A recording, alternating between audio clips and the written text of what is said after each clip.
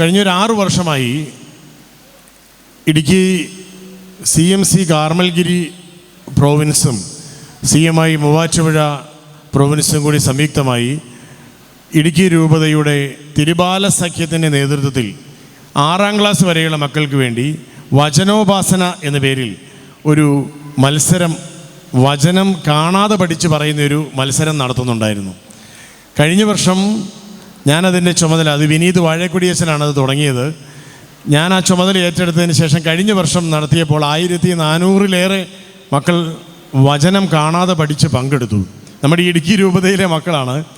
അതിൽ 6ാം ക്ലാസ്സിൽ പഠിച്ച കുട്ടി 5-6 സെക്ഷനിൽ മത്സരിച്ച് 1ാം സമ്മാനം നേടിയ കുട്ടി, അവൾ കാണാതെ പഠിച്ച വചനം 656 ദൈവവചനമായിരുന്നു.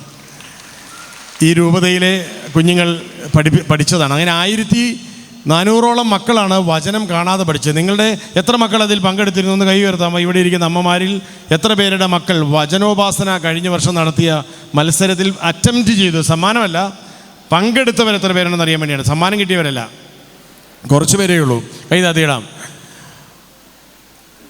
ആ പെൺകുട്ടിയുടെ തന്നെ അനുജത്തിയാണ് 3ാം ക്ലാസ്സിൽ പഠിക്കുന്നവൾ. 3-4 ക്ലാസ്സിലെ മക്കളുടെ മത്സരത്തിൽ 480 വചനങ്ങൾ കാണാതെ പറഞ്ഞാണ് അവൾ 3ാം ക്ലാസ്സിൻ്റെ വിഭാഗത്തിൽ സമ്മാനം നേടിയത്. 1ാം ക്ലാസ്സിൽ പഠിക്കുന്ന കുഞ്ഞുങ്ങൾക്ക് 70-80 വചനങ്ങളൊക്കെ കാണാതെ പറയുകയായിരുന്നു. അപ്പോൾ ഇത് ഈ വചന എഴുത്ത്, ബൈബിൾ എഴുത്ത്, വചനോപാസന, ഇതെല്ലാം നമ്മുടെ ഇടുക്കി രൂപതയിൽ ഈ കുറച്ച് കാലത്തിനിടയിൽ ഉയർന്നു വന്ന വചനധ്യാന പരിപാടികളാണ്. അത് നമ്മുടെ മക്കളെയും നമ്മുടെ കുടുംബങ്ങളെയും വളരെയേറെ ആത്മീയമായി പരിവർത്തനത്തിന് വിധേയമാക്കുകയാണ്. നമ്മുടെ കുടുംബങ്ങളിൽ വചനം തുറക്കുകയും വചനം എഴുതുകയും വചനം കാണാതെ പഠിക്കുകയും ഒക്കെ ചെയ്യുന്ന അമ്മമാരും അപ്പന്മാരും മക്കളും യുവജനങ്ങളും ഒക്കെ ഉണ്ടാകുമ്പോൾ നമ്മുടെ രൂപതയിലൊരു പുതിയൊരു ആത്മീയമായ ഉണർവുണ്ടാവുകയാണ്. വചനത്തിന് ജീവൻ ലഭിക്കുകയാണ്.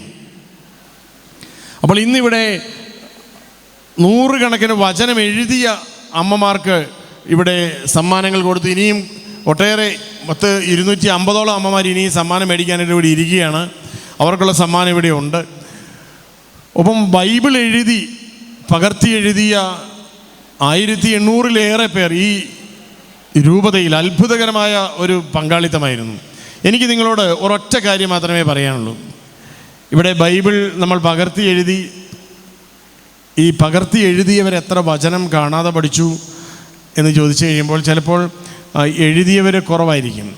പക്ഷേ വചനം എഴുത്ത് മത്സരത്തിൽ പങ്കെടുത്തവർ 300-350 വചനങ്ങൾ കാണാതെ എഴുതിയ അമ്മമാരാണ് ഈ 1, 2, 3 സമ്മാനമൊക്കെ മേടിച്ചുകൊണ്ട് ഇവിടുന്ന് ഇറങ്ങിപ്പോയത്. 250-ന് കൂടുതൽ എഴുതിയവർക്ക് മാത്രമേ 3rd പ്രൈസ് വരെ കിട്ടിയിട്ടുള്ളൂ. അപ്പോൾ അത്രയും അമ്മമാർ ഈ വചനങ്ങൾ കാണാതെ പഠിക്കുകയാണ്. അത് നമ്മുടെ ജീവിതത്തിൽ വലിയ മാറ്റങ്ങൾ കൊണ്ടുവരുന്നുണ്ട്. അത് എനിക്കൊരു കാര്യം അമ്മമാരോട് പറയാനുള്ളത്, നമ്മുടെ എല്ലാവരോടും, ഈ വചനം നമ്മളിങ്ങനെ ഒത്തിരി കാണാതെ പഠിക്കുന്നു, എഴുതുന്നു, നല്ലതാണ്. നമുക്ക് ഓരോരുത്തർക്കും നമ്മുടെ ഒരു വചനം ഉണ്ടാവണം. നമ്മളെ വഴി നടത്തുന്ന എൻ്റെ വചനം എന്ന് പറയാനായിട്ട് ഒരു വചനം നമുക്കുണ്ടാവണം. ആ വചനം, അങ്ങനെ എൻ്റെ വചനം എന്ന് പറയാൻ ബൈബിളിലെ എന്നെ സ്പർശിച്ച ഒരു വചനം, ഞാൻ എന്നും ആവർത്തിച്ചുച്ചരിക്കുന്ന വചനം, അങ്ങനെ ഒരു വചനം എനിക്കുണ്ട്. അങ്ങനെയുള്ളവരൊന്ന് കൈ ഉയർത്താവോ? എനിക്ക് എൻ്റെ ഒരു വചനമുണ്ട്. ഞാൻ ആ വചനമാണ്, എനിക്ക് ഏത് പ്രതിസന്ധി വന്നാലും, ഏത് പ്രയാസം വന്നാലും, സന്തോഷം വന്നാലും, സങ്കടം വന്നാലും ഞാൻ ആ വചനമാണ് ആവർത്തിക്കുന്നത്. കണ്ടോ, ഇവിടെ എത്രയോ അമ്മമാരും അപ്പന്മാരുമാണ് വചനം, എനിക്കൊരു വചനം, എൻ്റെ വചനം. അപ്പം അങ്ങനെ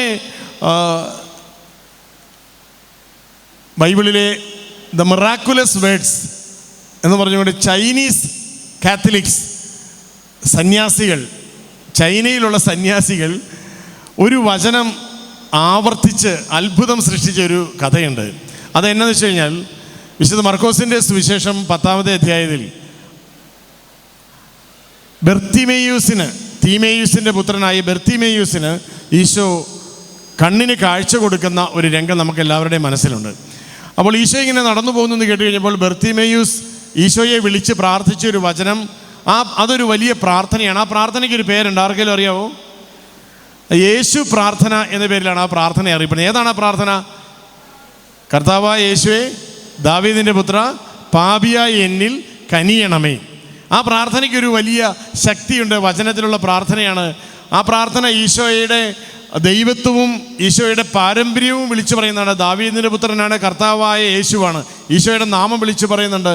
പാപിയാണ് ഞാനെന്ന വ്യക്തി വിളിച്ചു പറയുന്നുണ്ട്. കനിയണമേ എന്ന് അപേക്ഷിക്കുന്നുണ്ട്. ഒരു വിശ്വാസിയുടെ പ്രാർത്ഥനയിൽ എല്ലാ ഭാഗങ്ങളുമുള്ള ഒരു പ്രാർത്ഥനയാണത് എന്ന് ലോകം മുഴുവൻ അംഗീകരിച്ച പ്രാർത്ഥനയാണ്. അതുകൊണ്ട് അതൊരു ജീസസ് പ്രേയറാണ്. Jesus son of David, have mercy on me a sinner. Jesus son of David, have mercy on me a sinner. ഈശോയെ, ദാവീദിൻ്റെ പുത്ര, പാപിയായ എൻ്റെ മേൽ കനിയണമേ. ഇതിങ്ങനെ ആവർത്തിച്ച് ചൊല്ലുകയാണ്. 1000 പ്രാവശ്യം, 1,00,000 പ്രാവശ്യം ഇങ്ങനെ തപസ്സായിട്ടിരുന്ന് ഈ വചനം മാത്രം ആവർത്തിച്ച് ചൊല്ലി ഈശോയുടെ ദർശനം നേടിയ ക്രൈസ്തവ സന്യാസികളുടെ അനുഭവങ്ങൾ നമ്മുടെ സഭയിലുണ്ട്. അതുകൊണ്ട് ഒരു വചനം നമ്മൾ കാണാതെ പഠിക്കുക എന്നുള്ളതല്ല, ആ വചനം ആവർത്തിച്ച് ചൊല്ലുക എന്നുള്ളതാണ്. എനിക്കിഷ്ടപ്പെട്ടൊരു വചനമാണത്. ഈശോയെ രക്ഷക, ദാവീദിൻ സൂനുവേ, പാപിയായി എന്നിൽ നീ കനിയണമേ. ഞാനതൊരു പാട്ടായിട്ട് എഴുതിയിട്ടുണ്ട്. അതിൻ്റെ ഈരടി ഞാനൊന്ന് പാടുകയാണ്. ഇപ്പോൾ എല്ലാവരും എൻ്റെ കൂടെ ഒന്ന് ആവർത്തിച്ച് പാടണം. ഓക്കെ, ആര് റെഡിയാണോ? എല്ലാവരും ആ വചനം നിങ്ങളുടെ മനസ്സിൽ കിടക്കണമെന്ന് ആഗ്രഹിച്ചിട്ടാണ് കേട്ടോ. ഈശോയെ രക്ഷക, ദാവീദിൻ സൂനുവേ, പാപിയാമെന്നിൽ നീ കനിയണേ. അത്രേ ഉള്ളൂ പാട്ട്. ഈശോയെ രക്ഷക, ദാവീദിൻ സൂനുവേ. അത്രയൊന്ന് പാടിക്കേ. ഈശോയെ ദാവീദിൻ സൂനുവേ, പാപിയാമെന്നിൽ നീ കനിയണേ. ഈശോയെ രക്ഷക, ദാവീദിൻ സൂനുവേ, പാപിയാമെന്നിൽ നീ കനിയണേ. ഈ പാട്ടിങ്ങനെ, ഈ ഇരടി ഇങ്ങനെ ആവർത്തിച്ച് നമ്മളുടെ പ്രാർത്ഥനാ നിമിഷങ്ങളെ നമുക്ക് അനുഗ്രഹീതമാക്കാൻ കഴിയും. എനിക്ക് വചനം വലിയ അനുഭവമായിട്ട് മാറിയ ഒരു അനുഭവമുണ്ട്. അത് മറ്റൊന്നുമല്ല, ഞാൻ ദീപികയിലെ കൊച്ചേട്ടനായിട്ട് നിയമിക്കപ്പെട്ടപ്പോൾ അത് 2003 21 വർഷം മുമ്പാണ്. അപ്പോൾ എൻ്റെ മലയാളം പഠിപ്പിച്ച CMC സന്യാസിനി, നിർമ്മല കോളേജിൽ മലയാളം MA പഠിപ്പിച്ച പ്രസന്നാമ്മ, അമ്മ എനിക്കൊരു വചനം എഴുതി തന്നിട്ട് പറഞ്ഞു, മോന് ദീപികയിൽ ചെല്ലുമ്പോൾ മോനൊരു ഓഫീസും മേശയും കസേരയും കിട്ടുമല്ലോ, ആ മേശയുടെ ചില്ലിനടിയിൽ ഈ വചനം വയ്ക്കണം എന്ന് പറഞ്ഞുകൊണ്ട് എനിക്കൊരു വചനം എഴുതി തന്നു. ആ വചനം യേശയ്യാ പ്രവാചകൻ്റെ പുസ്തകം 58-ാമത്തെ അധ്യായം 11, 12 വചനങ്ങളായിരുന്നു. ഞാൻ ആ വചനം എല്ലാ ദിവസവും വായിക്കും. എൻ്റെ ഓഫീസിലെ ദീപികയിലെ എൻ്റെ ദിവസങ്ങൾ ആരംഭിക്കുന്നതിന് മുമ്പ് ഞാൻ എല്ലാ ദിവസവും വചനം വായിക്കും. അങ്ങനെ 20 വർഷം ആയപ്പോൾ എനിക്ക് തോന്നി, ഈ വചനം എനിക്ക് വരുത്തിയ മാറ്റം അത് ലോകത്തിൽ എല്ലാവർക്കും കിട്ടണം എന്ന് എനിക്ക് തോന്നി. അങ്ങനെ ഞാൻ ആ വചനം വെച്ച് ഒരു പാട്ടെഴുതി. ആ പാട്ട് നിങ്ങളെല്ലാവരും തന്നെ കേട്ടിട്ടുണ്ടാവും എന്നെനിക്കറിയാം. ഏതാണ്? യെശയ്യായുടെ പുസ്തകം 58, 11, 12. കർത്താവ് നിന്നെ നിരന്തരം നയിക്കും. കേട്ടിട്ടുണ്ടാവും? എത്ര പേര് കേട്ടിട്ടുണ്ട് ആ പാട്ട്? എല്ലാവരും കേട്ടിട്ടുണ്ട്. ചങ്ക് ചക്കിച്ച എന്നൊക്കെ പറഞ്ഞൊരു വായ്ത്താരിയൊക്കെ കൊടുത്താണ് പീറ്റർ ചേരാനല്ലൂരി സാർ ആ പാട്ടിന് ഈണം കൊടുത്തത്. കർത്താവ് നിന്നെ നിരന്തരം നയിക്കും, മരുഭൂമിയിലും സമൃദ്ധി നൽകും, അധിക ബലം നിന്റെ അസ്ഥികൾക്കേകും, നനച്ചു വളർത്തിയ പൂന്തോട്ടം പോലെയും ഒരിക്കലും വറ്റാത്ത നീരുറവ പോലെയും നീ ആയിത്തീരും. നിന്റെ പുരാതന നഷ്ടശിഷ്ടങ്ങൾ പുനരുദ്ധരിക്കപ്പെടും, പൊളിഞ്ഞ മതിലുകൾ പുതുക്കിപ്പണിയുന്നവനെന്നും തകർന്ന ഭവനങ്ങൾക്ക് കേടുപോക്കുന്നവനെന്നും നീ വിളിക്കപ്പെടും എന്നൊക്കെ പറയുന്നൊരു വചനം അതെൻ്റെ ജീവിതത്തെ വല്ലാതെ മാറ്റിമറിച്ചു. ആവർത്തിച്ച് ചൊല്ലണം എന്നാണ് എനിക്ക് എൻ്റെ പ്രിയപ്പെട്ട അമ്മമാരോടും എല്ലാവരോടും പറയാനുള്ളത്. ഒരു വചനം ആവർത്തിച്ച് ചൊല്ലണം, അത് പതുക്കെ ചൊല്ലണം, അത് ലയിച്ച് ചൊല്ലണം. അപ്പോൾ ആ വചനം നമ്മളിൽ അത്ഭുതം പ്രവർത്തിക്കും.